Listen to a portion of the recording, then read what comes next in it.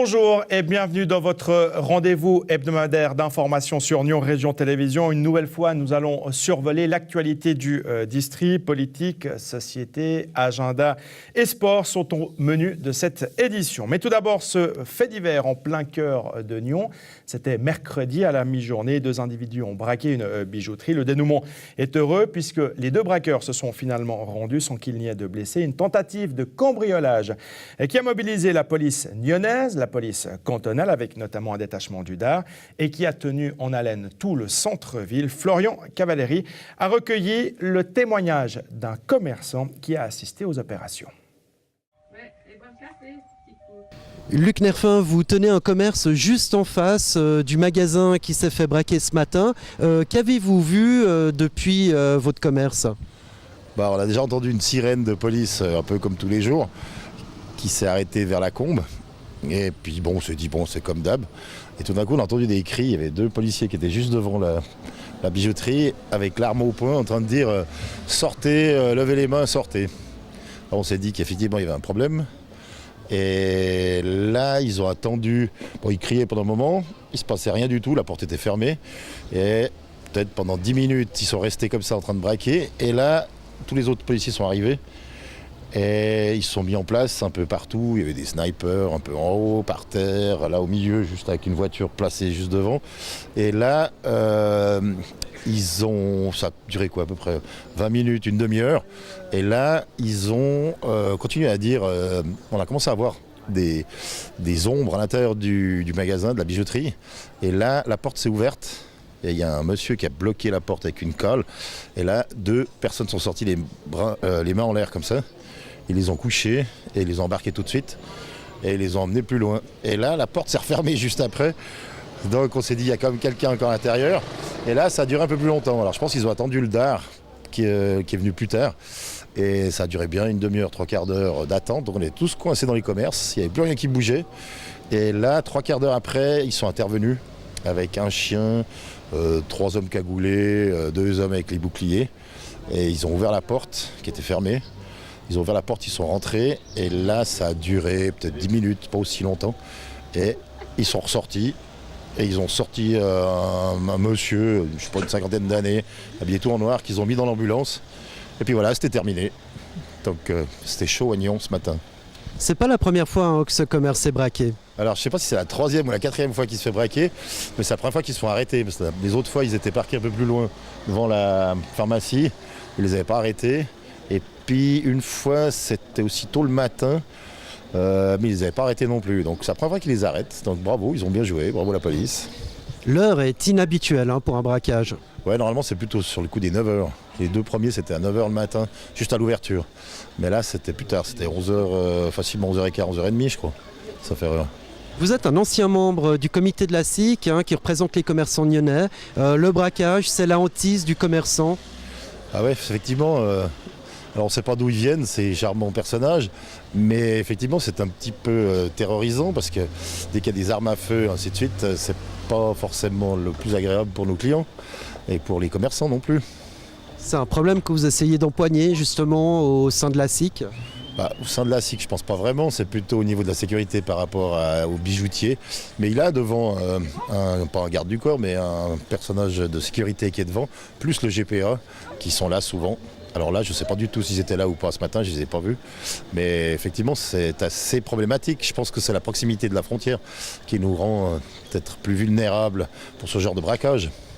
Luc Nerfin, merci beaucoup d'avoir partagé votre expérience consécutive à ce braquage qui s'est déroulé ce matin en plein centre-ville nyonnais. Merci Florian.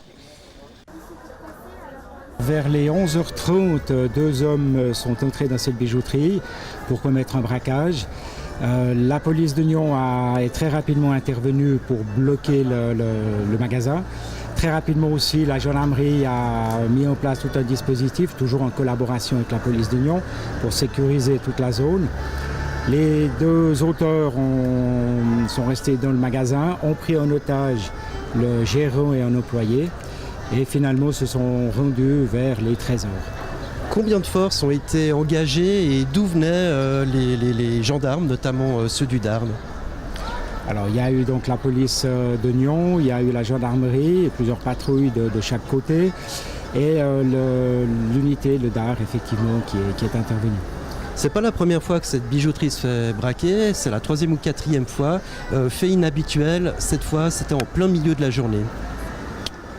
Oui, voilà, j'ai pas de commentaire à ajouter à ça. Le système a bien fonctionné, l'alarme a été transmise et ben voilà, l'issue est heureuse. Et puis justement, maintenant, après l'opération, qu'est-ce qui se passe encore sur place ? Alors maintenant, il y a toutes les mesures d'enquête avec l'identité judiciaire qui recherche tous les éléments intéressants d'enquête, toutes les traces possibles. Il y aura bien sûr enquête de police, enfin elle a déjà commencé. Un procureur a été renseigné et s'occupe de cette affaire. Toute la procédure judiciaire est en route. Et quel est le profil des braqueurs ? Pour l'instant, je ne peux pas vous donner d'informations par rapport aux auteurs. Merci. On déterminera. Merci beaucoup. Alors j'aimerais saluer le travail fait par la PNR d'abord, donc par la police non-région, puisque c'est elle qui a intercepté les malfrats en flagrant délit. Donc c'est une prise importante et dont j'aimerais vraiment féliciter la police non-région qui a intervenu immédiatement et comme elle a dû le faire. Et puis maintenant, c'est le travail de la police cantonale puisque c'est la police judiciaire qui traite le dossier et qui fait la suite du travail. Mais j'aimerais rendre hommage à la police non-région et qui, grâce à elle, on a pu intercepter justement tout de suite les braqueurs et puis la suite c'est la police cantonale qui vous donnera la communication quant à ce qui s'est passé exactement parce que c'est la police cantonale qui communique. Mais je voulais juste féliciter devant la population la police de région qui a fait un excellent travail. La délocalisation annoncée du VVF fait réagir jusqu'au Grand Conseil. Pour rappel, le VVF prévoit la suppression d'une centaine d'emplois dans son siège de Gland. Alors Fabienne Frémont-Conton, bienvenue sur ce plateau. Vous êtes aujourd'hui ici en tant que députée au Grand Conseil. Tout d'abord, où est-ce qu'on en est avec cette délocalisation puisque les premiers licenciements devaient avoir effet au 30 juin de cette année ? Oui, effectivement, il y a des choses qui ont déjà été décidées, mais on essaye de limiter les dégâts. En tout cas, cette interpellation veut aller dans ce sens. Il y a une conférence mondiale du VVF international qui se tient la semaine prochaine.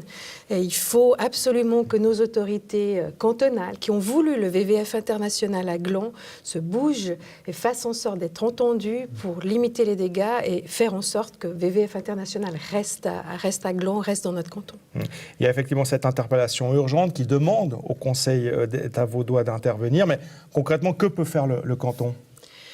D'abord, montrer au VVF international et aussi à l'UICN, parce que l'Union internationale pour la nature, qui est aussi à Gland, il se passe aussi des choses plutôt dans le mauvais sens.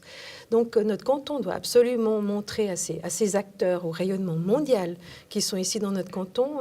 Notre Conseil d'État doit montrer qu'on aime ces gens, qu'on les veut ici, qu'on se préoccupe d'eux, d'être au contact, voir si on peut aider en quelque chose, puis essayer, comme je le disais tout à l'heure, de limiter les dégâts. C'est un enjeu majeur pour la région, en termes d'emploi évidemment, en termes d'image également. Très clairement, emploi d'abord, c'est beaucoup de monde, 100 personnes sur rien que le VVF, UICN, il y a aussi beaucoup d'employés. Et puis oui, c'est des organisations à rayonnement international, mais on ne parle pas seulement d'Européens, c'est des VVF international, c'est le siège mondial qui est à Gland, et il y a absolument quelque chose à sauver.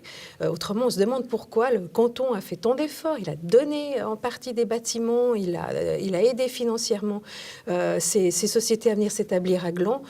Pourquoi on a fait tous ces efforts pour les voir partir. Alors ce processus de délocalisation, il est censé durer une année, donc c'est encore très long, il y aura encore, j'imagine, beaucoup de discussions. En tout cas là, on tend la perche au Conseil d'État par cette interpellation pour qu'il se manifeste auprès de ces organisations non gouvernementales et puis qu'il entreprenne de mieux les soigner pour le futur. Merci beaucoup, Fabienne Frémont-Conten, d'être venue nous parler donc de cette problématique du VVF. On suivra évidemment avec beaucoup d'attention tout ce qu'il se passe, que ce soit au niveau du Grand Conseil ou bien évidemment au niveau du siège directement à Gland. Merci. Merci beaucoup. Le Conseil régional, en partenariat avec le canton et le Grand Genève, va mettre en place un corridor biologique. Mais qu'est-ce que c'est exactement? Regardez plutôt et vous saurez tout. Alors, un corridor biologique, c'est donc le deuxième de la région. Le corridor biologique, il faut s'imaginer simplement une rivière avec ses abords qui permettent, et ça c'est facile à comprendre, qui permettent finalement aux espèces animales de toutes sortes, que ce soit des toutes petites ou des plus grandes, de pouvoir voyager. Et pour vivre, ces espèces doivent pouvoir voyager, migrer, etc. d'un coin à l'autre. Et le corridor biologique est devenu par extension non seulement juste ce couloir, et c'est pour ça qu'on appelle ça un corridor, autour de la rivière, mais ça relie, il y a aussi toutes les parties qui permettent de relier finalement les rivières entre elles pour permettre à ces animaux, en particulier aux rennes animales, de pouvoir voyager. Si un site est bien géré et a une bonne qualité, les espaces vont continuer à se reproduire et pouvoir coloniser d'autres sites. Ça, c'est le premier axe. Le deuxième axe, c'est une fois que vous avez des sites avec une bonne qualité, il faut qu'ils soient reliés entre eux de telle manière qu'une espèce qui se serait bien développée sur un site puisse aller coloniser un deuxième. Et ça, c'est la notion du corridor biologique. Et ces deux axes ensemble, garantir des sites à haute valeur biologique, plus des liaisons entre elles, nous sommes persuadés qu'effectivement, ça va permettre de limiter effectivement l'érosion de la biodiversité. Nous sommes un des plus beaux golfs en Suisse et en Europe.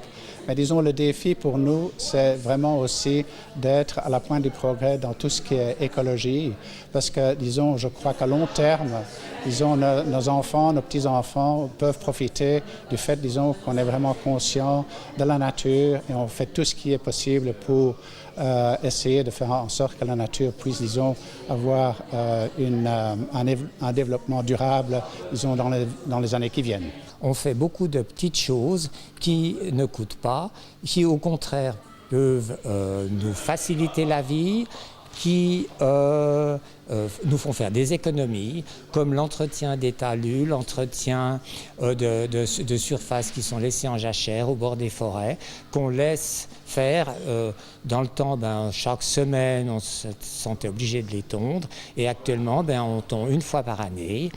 Et il en ressort des prairies fleuries, des talus qui sont magnifiques, colorés. Le contrat corridor, c'est 914 000 francs sur 5 ans. Sur ces 914 000 francs sur 5 ans, ça regroupe des financements de partenaires privés, de communes, du conseil régional, du canton de Vaud et de la Confédération. Et la contribution du canton de Vaud et de la Confédération ensemble sur l'ensemble du contrat concerne 65% en moyenne. Plus de bistrot à Coppet, c'est le titre d'une initiative communale. Et Martin Steib, vous êtes le coordinateur de cette initiative. Bienvenue sur ce plateau. Alors pourquoi avoir lancé cette initiative? Bon, dans notre commune, il y a un malaise très grand depuis longtemps parce que les établissements publics ont fermé les uns après les autres. Maintenant, il n'en reste plus depuis l'année dernière. On se dit souvent que c'est un peu la vallée de la soif là-bas. Hein. Oui, c'est un manque, c'est un vrai manque. Tout à fait, tout à fait. Donc l'initiative, le texte était déjà prêt l'année dernière, mais la municipalité a gardé ouverte l'Orange pendant 6 mois parce qu'on a eu la fête du bourg. Ouais. Comment réussir à convaincre des restaurateurs de venir s'installer à Coppet? On peut les convaincre si les charges de loyer ne sont pas trop élevées. Ça, c'est une condition sine qua non. En Terre Sainte, les charges immobilières sont extrêmement élevées, donc ils n'arrivent pas à s'en sortir. Alors, une initiative communale, donc une récolte de signatures, ça se passe plutôt bien. Vous devez en récolter 278. C'est juste. Alors, vous en avez à ce jour plus de 300 en tenant compte de la marge. 300, là, on a 360 à ce jour. Donc, effectivement, avec la marge, normalement, vous êtes bon. Ben là, on est en tout cas bon parce qu'on a 20%, puis moi, j'ai tout vérifié. Donc, ce qui se passe, c'est que souvent, monsieur remplit aussi la ligne de madame, c'est pas valable, donc je renvoie les feuilles. Alors, c'est un travail de fourmi, on va dire. Alors, vous allez pouvoir effectivement déposer cette initiative. Oui. Concrètement, qu'est-ce qui va se passer ensuite? Mais après, ce qui va se passer, c'est que, bon, comme ça doit être... on doit traduire la volonté populaire, la municipalité doit statuer sur l'initiative, ce sera soumis au Conseil. Et ce qui est intéressant, c'est que dans leur projet pour 2016, ils disent dans les perspectives qu'eux-mêmes, ils continuent d'étudier toutes les possibilités pouvant aboutir à l'ouverture d'un restaurant. Donc, en fait, on est sur la même longueur d'onde. Donc, vous avez bon espoir qu'effectivement, au moins déjà un bistrot ouvre ses portes prochainement à Coppet? Moi, je pense, comme il y a un délai de 12 mois qui est dans le texte de notre initiative, ils vont certainement se bouger. Et j'imagine que ça répond, on le voit avec le nombre de signatures que vous avez récoltées, ça répond à une véritable demande de la part Mais oui, c'est une démarche, si vous voulez, comme on a dit, de service public. C'est pas une démarche partisane, c'est une démarche de bon sens, quelque part. Parce que, oui, comme vous avez parlé déjà de vallée de la soif, et c'est un peu ça. Bien, merci beaucoup d'être venu en parler sur ce plateau, cette initiative communale qui va donc aboutir très certainement du côté de Coppet et peut-être du coup un bistrot qui va prochainement ouvrir ses portes. On espère. Ne partez pas tout de suite. Voilà. Alors la rénovation du bois de chêne maintenant, une rénovation qui est à ce jour bloquée puisque la mise à l'enquête est désormais terminée, mais deux oppositions se dressent sur la route de ce projet. Les communes de Vic et de Coinzin s'y opposent car elles craignent notamment des problèmes en lien avec la circulation. Je vous propose d'écouter Jean Sommer, il est le vice-syndic de Vic. Le problème de la ferme du bois de chêne qui devrait être transformée en tant que telle, ça ne nous crée pas de soucis particuliers. Notre seule raison de résister un peu et uniquement pour le trafic que ça pourrait générer. On n'a pas l'habitude d'avoir du trafic automobile dans le bois de chêne. Et notre souci, c'est que la ferme va générer du trafic automobile et on aimerait que ce trafic soit maîtrisé. Alors pour l'instant, ce dossier, nous avons fait opposition et la commune de Genolier est en train de traiter notre opposition pour la lever. Le montant en jeu pour la restauration de la ferme est important, donc c'est peut-être une des raisons pour lesquelles ce dossier ne va pas aussi vite que voudrait notre commune hôte. Communion a tenu son assemblée générale cette semaine. Gilles Davoine, vous êtes membre du comité de l'association. Bienvenue. Communion, on le rappelle, chapeau de notamment NRTV. C'est l'occasion de donner des nouvelles à nos téléspectateurs de ce qui va se passer dans les prochaines semaines sur cette antenne. Mais tout d'abord, peut-être un bilan, puisque vous en avez parlé dans cette assemblée générale, un bilan de l'année écoulée de 15-16. Oui, le bilan est bon. Je crois que surtout la dynamique est bonne. Les téléspectateurs ont, j'espère, pu le constater, non seulement à l'image. Puis c'est vrai que dans l'organisation également de l'association, on le sait, on est venu le dire ici, ça a été relayé évidemment par la presse. On a pu obtenir des financements, notamment de Nyon, de Gland, de plusieurs autres communes, Prangin, Thanet, Founet, notamment Coppet. Donc on arrive à remettre sur pied cette chaîne. On est encore en période transitoire, on peut dire comme ça, mais comme je te le disais au début, la dynamique est bonne et c'est l'essentiel. Vous avez évoqué ces soutiens des communes. C'est un pas important. C'est aussi, je dirais, une preuve de confiance de la part des collectivités publiques. C'est une preuve de confiance et puis c'est un pas plus qu'important, c'est un pas essentiel, obligatoire. Là, on est financé uniquement enfin pas uniquement, on a évidemment des recettes publicitaires et autres, mais je veux dire, la vie de NRTV dépend en tout premier lieu du soutien des communes. Donc sans elles, on n'allait pas plus loin. C'est vrai qu'on a pu voir, notamment du soutien de Nyon et de Gland, qu'on avait la confiance de ces communes maintenant. Et ça, c'est le fruit du travail de le vôtre, celui des équipes qui sont là, qui ont produit aussi des émissions de qualité maintenant et qui a donné confiance à tout le monde. On le voit aussi, maintenant il y a beaucoup de monde qui se presse au portillon pour venir discuter avec vous sur ce plateau, ce qui est une excellente chose. Bon, qu'est-ce qui va se passer alors cet été à la rentrée ?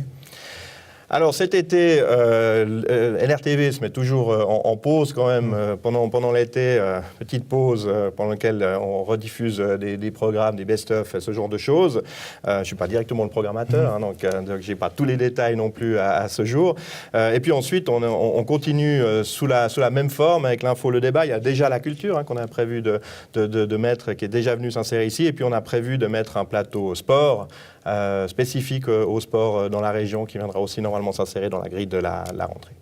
À plus long terme, quelles sont les perspectives pour cette chaîne? Alors on espère pouvoir multiplier de plus en plus les émissions, d'être de plus en plus efficaces, d'être de plus en plus présents dans l'activité locale, de manière à vraiment occuper un terrain qui mérite qu'on s'occupe de lui. Il y a quand même énormément d'activités, de choses qui se passent dans cette région qui est extrêmement dynamique. Donc c'est logique d'avoir une télévision qui puisse suivre au plus près ce qui s'y passe et le relayer d'une façon professionnelle comme c'est le cas aujourd'hui. Merci beaucoup Gilles Davoine pour ces bonnes nouvelles qui concernent effectivement NRTV. Vous restez avec nous parce que le sujet suivant, vous le connaissez également, c'est le Lions Club de Nyon qui organise sa Summer Party. Ce sera le 11 juin prochain. Ça va se passer à la place des Fêtes à Rives. Philippe Pellegrin, vous êtes passe-président du Lions Club de Nyon. Pour ceux qui ne sont pas des habitués du langage des clubs services, passe-président, c'est que vous l'avez été, mais vous êtes toujours aussi actif au sein de ce Lions Club. Qu'est-ce qui va se passer le 11 juin ? Le 11 juin, c'est une fête populaire avant tout. C'est une manifestation que l'on souhaite la plus abordable possible pour le maximum de Nyonnais et région. On va essayer de montrer que le Lions Club n'est pas un club élitiste. On va essayer de montrer que nous avons envie de partager des moments de joie et de bonheur avec les habitants de Nyon et d'ailleurs. Ceci pour amener des fonds, comme tout club service, qui seront distribués dans une association locale. On n'a pas encore décidé laquelle, mais sur la fin de l'année, on va donner normalement un montant assez confortable à des gens qui sont dans le besoin. Qui sont dans le besoin. Dans la région ? Dans la région surtout, oui. On est vraiment dans cette volonté de travailler, on va dire, à 80%. Très régional, peut-être un 10%, on va dire un peu extra-régional, c'est-à-dire dans la Suisse romande, et puis un tout petit pourcentage international sur des demandes très précises et très ciblées. Le fait d'aider justement les gens, des associations ou autres, justement qui œuvrent dans la région, est-ce que les gens sont sensibles à cela? Les gens aident plus facilement peut-être, donnent plus facilement? Disons que c'est le message qu'on essaie de faire passer, c'est-à-dire que c'est clair qu'au départ, le Lions a toujours on va dire encore une fois, cette image élitiste que l'on souhaite casser. On l'a fait lors de l'inauguration en fait, du club, la Charter Night qui avait eu en 2014, qu'on a voulu faire avec la population nyonnaise sur la place du château, avec du cirque, avec beaucoup de choses qui ont amené beaucoup d'animation sur cette place et qui a beaucoup plu. Donc effectivement, on se rend compte que les gens ne savent pas forcément ce qu'est le lionisme. Le lionisme, honnêtement, c'est véritablement un club-service qui est là pour amener de l'argent, mais pour des nécessités urgentes pour des gens qui sont dans le besoin. Mais au-delà de ça, effectivement, la volonté de le faire d'une façon très très régionale, peut-être tente à... Comment on va dire ça?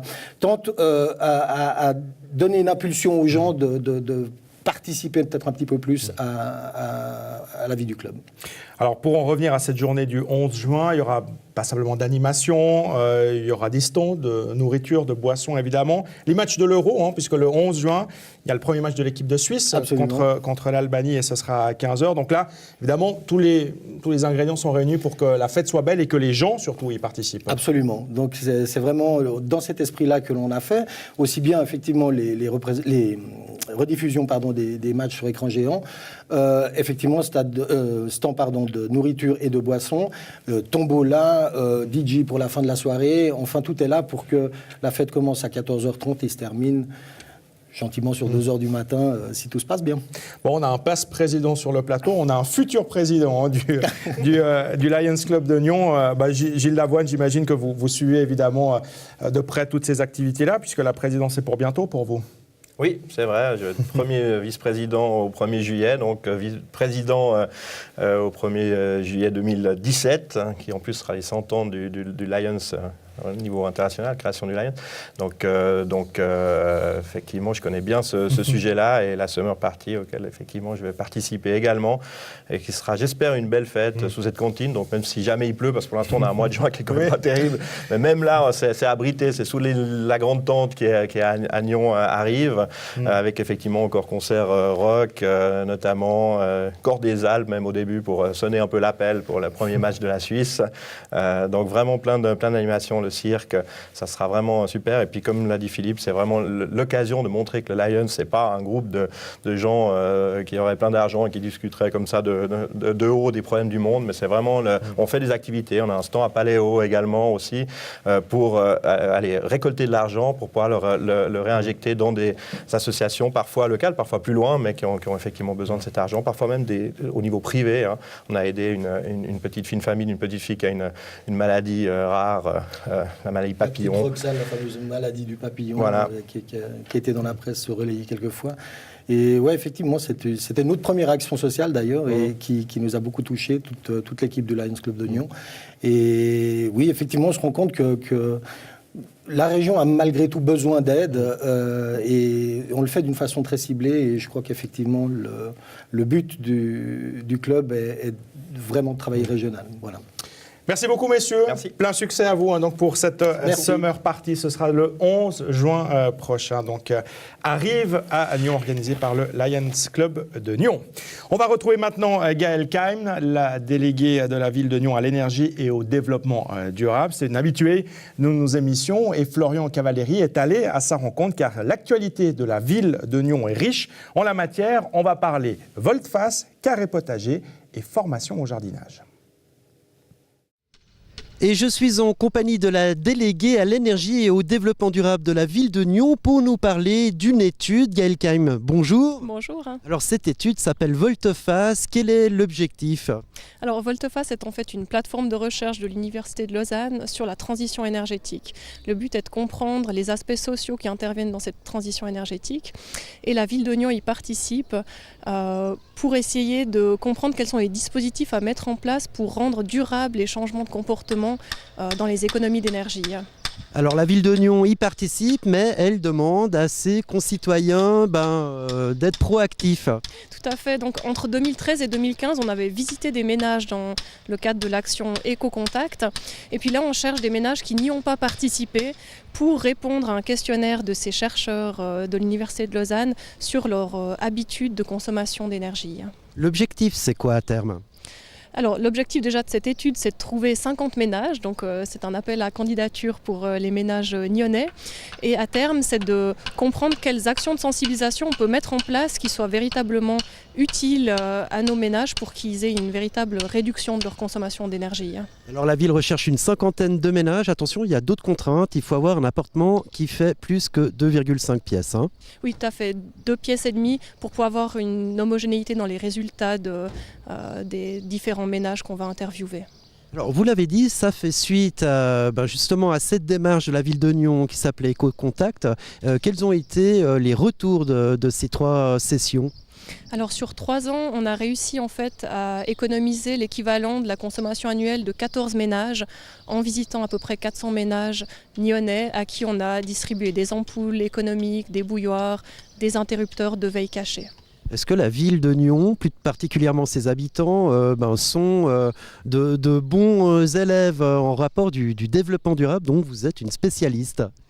Alors, on espère que oui, évidemment. En tout cas, le suivi des indicateurs montre qu'on a des réductions de consommation d'énergie. On produit de plus en plus d'énergie renouvelable à Nyon et les gens répondent très bien à ces actions de sensibilisation. Les gens sont motivés à participer à cette transition énergétique et à ce développement un peu plus durable de la ville de Nyon.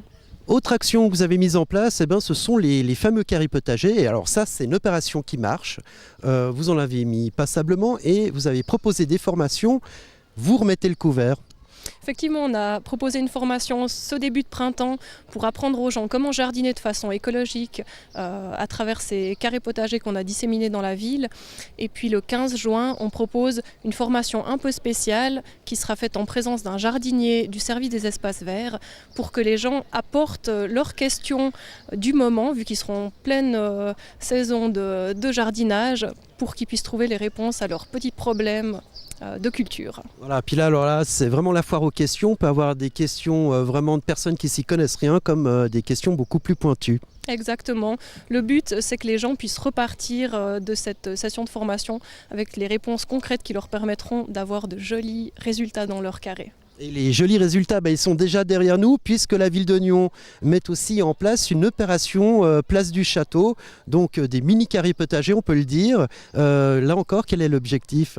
C'est un projet qui se fait avec l'entreprise Zollinger qui promeut les semences biologiques de variétés anciennes pour promouvoir en fait cette biodiversité et ce patrimoine génétique qui est important ici en Suisse, sachant que quand on achète sur le commerce des fruits ou des légumes, il n'y a plus que très peu de variétés. Donc le but de ce projet ici sur la place du château, c'est de montrer des variétés anciennes qu'il est facile de faire pousser même dans des toutes petites surfaces en pleine ville. Voilà, par exemple sur un balcon, faut rappeler aussi que ces carrés potagers avec ces espèces anciennes, les Nyonnais sont invités à venir les toucher, voire les goûter. Oui, alors actuellement il n'y a que le basilic qui est prêt à être récolté, mais on espère que d'ici quelques semaines il y aura des tomates, des poivrons, des courgettes que n'importe qui pourra ramasser en passant auprès du château. Et tout ça, ça se passe sur la place du château. Gaël Keim, délégué à l'énergie et au développement durable de la ville de Nyon, merci beaucoup de nous avoir parlé de ces diverses opérations. Merci à vous. On ouvre maintenant une page sportive avec plusieurs invités qui nous ont rejoints sur ce plateau. Mais on revient tout d'abord sur la fête cantonale vaudoise de lutte qui s'est déroulée le week-end dernier à Aisin. Voici le reportage de Maria Pineiro. Ce week-end, le petit monde de la lutte suisse s'était réuni à Aisin pour la fête cantonale. 190 jeunes et 200 adultes se sont affrontés sous le soleil samedi et la pluie de dimanche. Au menu, ronds de sciure, sueurs, cloches et autres traditions helvétiques. C'est vraiment une ambiance très sympathique, il y a toujours du monde qu'on connaît, on peut discuter, c'est un sport très amical, c'est ce qui me plaît bien. On est une grande famille, en tout cas au niveau du club de lutte de la Haute-Broye, on est vraiment tous ensemble et puis même les lutteurs, ils sont tous ensemble, ils se soutiennent et c'est ça qui est extraordinaire. Et dans la famille de la lutte suisse, les traditions restent vivaces. Pourquoi tu fais de la lutte ? Parce que mon père en faisait quand il était petit, puis ça m'intéressait. J'aime bien les traditions suisses, puis j'aime bien le fair play. Pour d'autres, point de tradition, mais une grande motivation tout de même. C'est vraiment l'adrénaline quand on monte sur le rond, puis lutter, puis c'est un beau sport, puis c'est suisse. Adrénaline et fair play ne font pourtant pas oublier certains désagréments liés à la lutte. Toi, tu fais pas de la lutte ? Non. Pourquoi ? Parce que j'aime pas trop. C'est vrai ? Qu'est-ce qui te plaît pas ? Avoir de la sciure dans les yeux.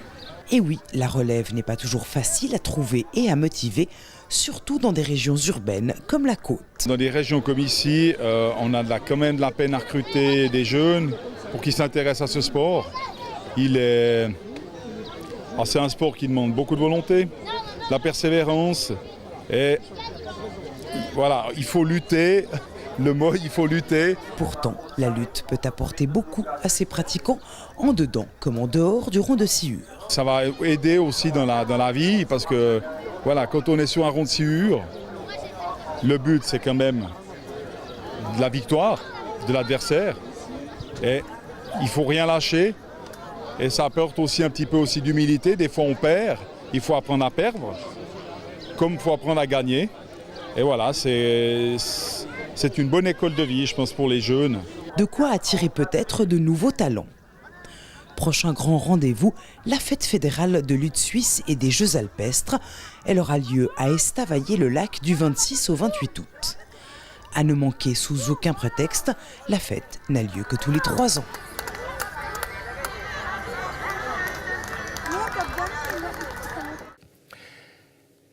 Quatre invités qui nous ont donc rejoints autour de cette table. On parlera handball tout à l'heure avec vous, Nathalie Mazzoni, et puis avec Stéphane Désérable. Nous évoquerons la Sami Cup qui est organisée par le Handball Club de Nyon. Et puis, comme les saisons de football touchent gentiment à leur fin, avec des fortunes diverses pour les clubs de la région, Sébastien Pichard, l'entraîneur du Stade Nyonnais, est avec nous, et puis Ali Gökök, le président de l'US Terre Sainte. Bienvenue à vous. On commence avec vous, Sébastien Pichard, 7e place finale international en Promotion League pour le Stade Nyonnais. Vous avez parfois tremblé quand même ce week-end. Soulagement d'avoir pu terminer de cette manière-là le championnat. Non, c'est clair. Soulagement parce que l'objectif est atteint, de pouvoir laisser cette équipe à ce niveau-là. Et puis avec tout ce qu'on a connu et ce que vous connaissez, donc c'est vrai que c'est intéressant. Et puis le championnat était très très homogène. Donc jusqu'au bout, tout s'est joué. Donc on a eu la chance à 2 matchs de la fin de pouvoir connaître notre sort et que le club puisse préparer déjà la saison prochaine.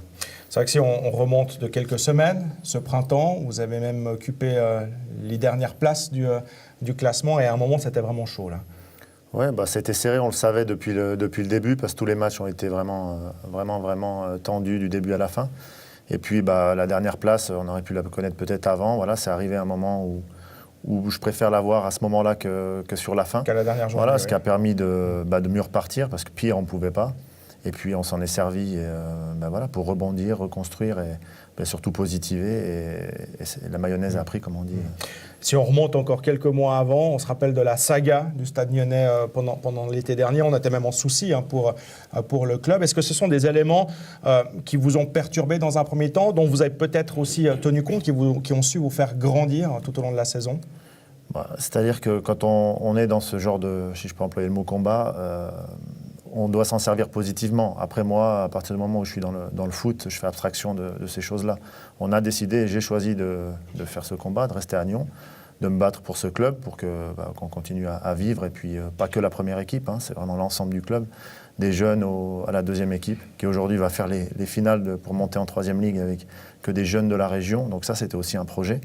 On s'est battu et aujourd'hui, c'est bien que vous reveniez sur ce sujet parce que j'ai surtout rappelé aux joueurs de la première équipe qu'ils avaient des devoirs envers le club et pas seulement envers eux et leur ego. Donc ça, oui, je m'en suis servi pour ça. Mais après, je pense que ce genre d'histoire, ça nous permet de toute façon de travailler. Qu'on gagne ou qu'on perde, on doit travailler. Mais je m'en suis pas servi plus que ça. Non. Vous avez encore une échéance sportive importante avec le Stade Nyonnais. C'est ce match contre Brûle pour se qualifier pour le tableau principal de la Coupe de Suisse. Voilà. Donc oui, le calendrier nous demande de faire encore un dernier match après le championnat pour la Coupe Suisse. Et c'est important parce qu'on l'a vu l'année passée, on a pu accueillir une équipe de niveau supérieur. Et c'est toujours des événements intéressants qui sont assez uniques pour les joueurs. Donc voilà, on va aller à Brûle avec l'envie et surtout de gagner. C'est le plus important. Et ce sera votre dernier match à la tête du Stade Lyonnais, puisque vous allez donc rejoindre les M18 de Team Vaud à Lausanne. Qu'est-ce qui vous a motivé, décidé à faire le pas ? Je dirais que c'est quelque chose où j'ai dû quand même mûrement réfléchir. Déjà, ma volonté de travailler avec les jeunes, ça c'est quand même important. Je suis aussi moi en formation, donc c'est continuer à me construire. Et puis le projet de Lausanne, qui aujourd'hui est très intéressant. La remontée en Super League va donner un souffle nouveau. Alors j'espère qu'il ne sera pas court et que le club se serve de ça et le foot en général pour continuer à avancer. Et puis j'avais envie d'un challenge à Nyon, je l'ai eu. Je crois que ça a dépassé mes espérances. Et puis aujourd'hui, ça a aussi pesé parce qu'on a atteint une 7e place, on a été dans la difficulté et que voilà, je voulais aussi un nouveau challenge. Bien, plein succès à vous évidemment pour ces nouvelles fonctions. Mais il y a encore donc ce match à Brûle à la tête du Stade Nyonnais. Ali Gökok, président de l'US Terre Sainte. Pour vous, c'est un peu moins drôle, je dirais, parce qu'on est obligé d'évoquer la relégation de votre équipe qui passe de première ligue à deuxième ligue interrégionale. Comment vous l'avez vécu cette relégation ? Aucun échec sportif se vit bien. On a eu de tristesse, comme on a eu il y a 5 ans en arrière encore le même type de tristesse. J'espère que l'année prochaine, on va avoir le retour, de rebondissement, le plaisir de remonter en première ligue. C'est l'objectif, très vite retrouver la première ligue. Dès que possible. Quel impact cette relégation va-t-elle avoir dans l'immédiat ? Est-ce qu'il y a par exemple des joueurs qui vont partir ? Est-ce qu'il va y avoir des changements au sein du club ? Au contraire, il y a une volonté de revanche, d'autant plus, c'est pour ça que tous les joueurs restent. Donc, il va y avoir quelques renouveaux. Il y a certains qui viennent de jeunesse, de deuxième équipe, parce qu'on a fait un deuxième tour extrêmement difficile, inattendu, avec 3, 4, 5 pièces maîtresses qui sont des cadres. qui ne pouvaient pas être présents à cause de blessures. Donc il y a certains jeunes qui ont pu faire leur apparition, et puis c'est un bon challenge pour eux aussi. Donc le visage va être peut-être un peu plus rajeuni, toujours encadré par les joueurs de l'expérience de base que nous avons depuis de très nombreuses années.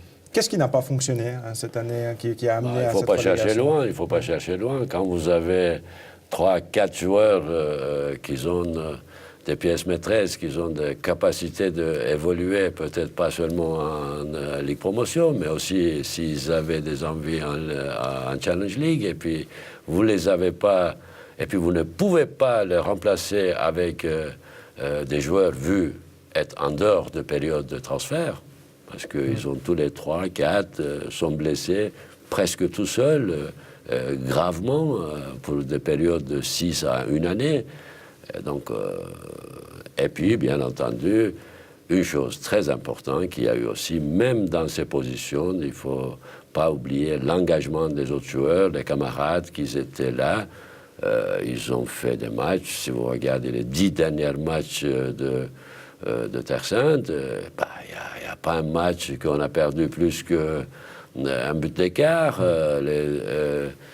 Ceux qui sont en première 3 classements, il y en a un qu'on a battu, il y en a 2 qu'on a fait match nul, il y en a un qui nous a battu avec un but d'écart.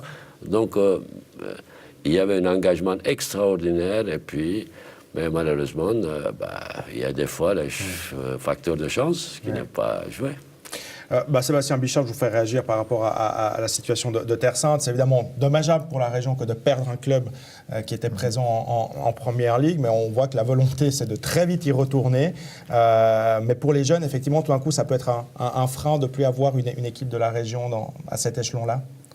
Non, ce qui est le plus difficile, on l'a vu sur Genève, c'est quand les équipes sont trop proches, justement, par rapport aux ligues.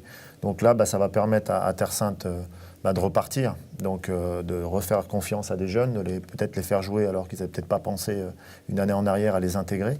Donc je pense que ça peut être bénéfique si c'est bien fait, c'est comme tout, s'il y a une réflexion derrière, et elle l'est, parce que je sais que Terre Sainte a cette habitude-là et d'avoir une structure qui est vraiment carrée, comme on dit. Et non, je pense que ça peut être un bien. Après, la région elle-même, elle est beaucoup représentée dans le football régional, donc on le voit avec Genolier, avec Gland, un peu plus loin Morges, et Terre Sainte a sa place. Donc aujourd'hui, c'est ce que je lui disais tout à l'heure, ça va être un super challenge. Et moi, je lui ai dit aussi, je préfère jouer le haut de tableau dans une ligue que de me battre chaque année pour la relégation, parce que ça use beaucoup, ça prend de l'énergie, et cette énergie, on ne s'en sert pas pour construire. Donc voilà, je pense que ça peut être un mal pour un bien, et j'en suis de toute façon convaincu. Eh bien, plein succès à l'US Terre Sainte pour la saison prochaine, pour effectivement retrouver au plus vite le haut du classement déjà, effectivement, et pourquoi pas la Première Ligue. Merci, messieurs. On parle de handball maintenant, puisque 300 handballeurs sont attendus ce week-end à la salle du Rocher à Nyon pour la 21e édition de la Sami Cup, organisée par le HBC Nyon. Nathalie Mazzoni, vous êtes membre du comité d'organisation de cette Sami Cup. Stéphane Dezera, membre du comité du HBC Nyon. Alors, c'est presque devenu une tradition, je dirais maintenant, cette Sami Cup, 21e édition, on l'a dit. Vous allez proposer aux spectateurs qui feront le déplacement du très beau handball. Oui, alors il y a des équipes un petit peu de toute la région qui viennent. On a également une équipe de la Belgique qui est fidèle donc, pour notre tournoi qui vient chaque année. Et il y aura des équipes de deuxième ligue, en principe. Il n'y a pas d'équipe de première ligue qui joue au tournoi. Et ça promet aussi des très beaux matchs le dimanche avec tous des juniors, des moins de 13 ans et des moins de 15 ans, qui ont un futur potentiel pour le handball. Et on espère d'avoir tout ce beau monde qui sera là, présent au Rocher, Alors, il y a pour effectivement la Sami Cup. Donc, il y a le tournoi hommes et femmes qui a lieu le samedi. Les jeunes, donc M13, M15, ce sera le dimanche. Là, on aura vraiment des équipes de la région. Oui. Tout à fait. Alors le dimanche, c'est vraiment des équipes de la région. Il y a Lausanne, il y a la Vallée de Joux, il y a toutes des équipes qui touchent, disons que l'arc de la côte, qui seront là. On parle un petit peu de la première équipe avec vous, Stéphane Deserab, parce qu'on l'avait évoqué au début de la saison. C'était un gros challenge que de se retrouver en première ligue. Vous vous attendiez à une saison compliquée. Elle l'a été. Elle l'a été, oui. Après, en fait, on a connu vraiment on a vu du très très beau spectacle à Nyon. En face d'équipes en fait, qui sont d'un niveau tout autre, qui connaissent la première ligue depuis des années, souvent des équipes réserves d'équipes de Ligue nationale A, en fait. Donc, je dirais avec une expérience qui était très différente de la nôtre, puisque c'était la première fois qu'on connaissait en fait ce niveau. En tant que club, on est vraiment extrêmement content quand même de cette saison, parce que déjà, il y a eu des matchs qui ont été gagnés. Des matchs contre des gens de haut du tableau où on a été vraiment très très accrochés, donc des joueurs en fait qui sont restés mobilisés tout au long de la saison, quelques blessures en fait également parce que le niveau en fait n'est pas le même, mais effectivement à la fin du compte en fait on a cette relégation, mais l'espoir en fait je dirais de reconstruire l'année prochaine une équipe qui puisse jouer de nouveau en fait, la promotion vers la première ligue. Oui. Parce que à l'instar de Terre Sainte en football, c'est l'objectif, c'est d'y retourner à cette première ligue. Oui. Alors avec un niveau en fait qui a beaucoup augmenté, c'est-à-dire que le handball en fait a ces dernières années vraiment beaucoup changé en Suisse romande. Et en Suisse en général. Mais je dirais que le principal élément, c'est que la Fédération suisse a repris beaucoup d'activités qui étaient jusque-là, je dirais, purement gérées depuis la Romandie. Et donc, on va se retrouver en deuxième ligue dans un championnat, finalement, qui est une annexe de la première ligue, puisque là où les années précédentes, on n'avait que des équipes romandes dans ces championnats interrégionaux, dès l'année prochaine, on va retrouver des équipes alémaniques dont c'est, je dirais, beaucoup plus la culture en face de nous. Donc c'est pour nous, en tout cas, un challenge qui est hyper motivant. On a fait cette saison en ayant fait le choix en fait, de ne pas recruter, c'est-à-dire d'uniquement se servir des joueurs qui étaient formés au club. Donc c'est quelque chose qui a très bien fonctionné parce que ces jeunes ont vraiment pris leur envol. Et ça peut payer à terme. Exactement, c'est ce qu'on souhaite en fait, c'est que ces jeunes-là, je dirais, donnent l'envie en fait aussi à leurs collègues plus jeunes et de cette façon-là, en fait, on réussisse à être le club formateur qu'on veut être. Ouais. Donc je rappelle la Sami Cup, ce sera samedi. Premier match à 8h20 le samedi, à 9h le dimanche, il faudra se lever tôt. Ça va durer toute la journée. Puis ce qui est important de préciser, c'est que l'entrée, elle est libre. Oui. Et puis il y aura également des grillades, de quoi se boire, manger, toute la journée, du samedi et du dimanche, et le dimanche jusqu'à 17h. Et la première équipe sera là. Oui. Elle va assister évidemment à la journée et même y participer. Quelques joueurs. Voilà, exactement. Quelques joueurs. Bien, merci beaucoup à vous tous d'être venus sur ce plateau pour conclure ce journal avec cette page sportive. Dans un instant, on va parler musique dans le débat. On continuera à parler musique dans la page culturelle avec Andreas Braslopo qui est allé à Caribana à l'occasion de la première soirée et qui nous dévoilera le programme du Jval. Notre site internet nrtv.ch, notre page Facebook sont à votre disposition pour revoir toutes nos émissions en tout temps. Très belle suite de programmes à vous et à très bientôt.